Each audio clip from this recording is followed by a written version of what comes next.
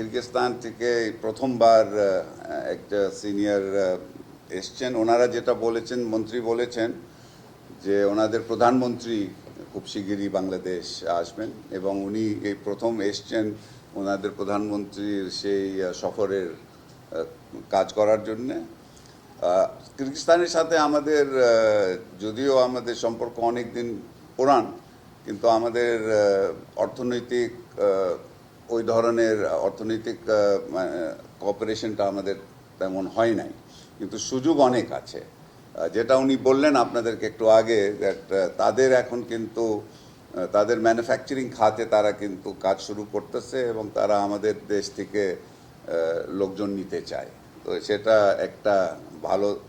আরেকটা হচ্ছে যে আমাদের প্রায় 1000 ওদের মেডিকেল কলেজে আমাদের প্রায় 1000 ছাত্রীরা এখন আছে কিরগিজস্তানে। সেটাও তারা বলছে যে যদি আমাদের আরও বাড়াইতে হয় তারা কিন্তু সেখানে তারা রাজি আছে। আমি তাদেরকে বলেছি যে আমাদের কৃষি খাতে এবং আমাদের আইটি খাতে, তারাও আইটি খাতে কাজ করতেছে, আমরা আইটি খাতে কৃষি খাতেও আমরা কিন্তু একসাথে একজন আরেকজনকে সহযোগিতা করতে পারি, সেখানে আমরা কাজ করতে চাই।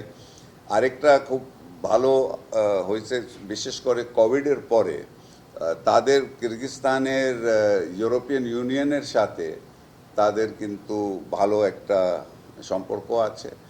এখন অনেক গার্মেন্ট ম্যানুফ্যাকচারিং হচ্ছে তাদের দেশে, যেটা আপনার ইউরোপিয়ান ইউনিয়নে যাচ্ছে।